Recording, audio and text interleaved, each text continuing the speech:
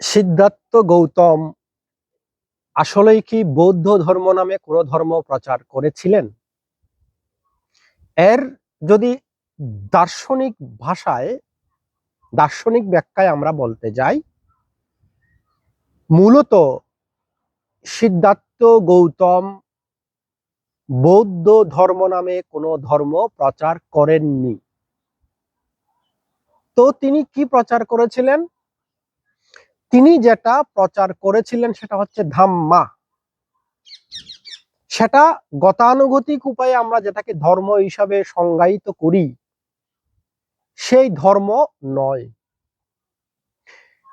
তার প্রচারিত যে ধাম্মা, সেই ধাম্মাকে এক কথায় এক বাক্যে ব্যাখ্যা করা সম্ভব নয়। সেজন্যই আমরা সাধারণভাবে বুদ্ধ বোধ সম্পন্ন জাগ্রত ব্যক্তি, মহাজ্ঞানী, মহাপ্রজ্ঞাবান, তার যারা অনুসারী, তিনি বুদ্ধি সম্পন্ন, এই বুদ্ধি সম্পন্ন জ্ঞানের যারা অনুসারী, বুদ্ধিময় জ্ঞানের যারা অনুসারী, তাদেরকে আমরা এক কথায় বৌদ্ধ হিসাবে আখ্যা দিয়ে থাকি। বুদ্ধ যে ধর্ম প্রচার করেছেন, সংক্ষেপে যদি আমরা তা বলতে যাই, সেটা হচ্ছে তিনি যেটা প্রচার করেছেন সেটা হচ্ছে অলোভ, অদেশ, অমোহের নিয়ম, কার্য কারণ নীতির নিয়ম, অকুশল হতে কুশলের দিকে এগিয়ে চলার নিয়ম,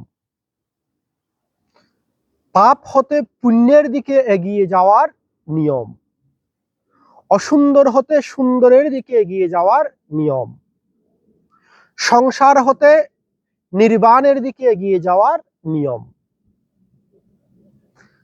অসৎ হতে সতের দিকে এগিয়ে যাওয়ার নিয়ম, এগুলোই বুদ্ধ প্রচার করেছেন। নিজের চিত্তকে, নিজের মনকে সম্পূর্ণভাবে কলুষমুক্ত করার যেই উপায়, রাস্তা, সেটি বুদ্ধ প্রচার করেছেন। যদি কেউ ভেবে থাকেন যে বুদ্ধ বৌদ্ধ ধর্ম নামে কোনো ধর্ম প্রচার করেছেন, সেটা সাধারণত্বে ব্যবহার করা যায়, কিন্তু দার্শনিক এবং অত্যন্ত নিগুড় অর্থে যদি কেউ বৌদ্ধ ধর্ম বুদ্ধ প্রচার করেছেন বলে দাবি করে, সেখানে বিভিন্ন কিছুর ঘাটতি বিদ্যমান আছে। নমস্কার সবাইকে।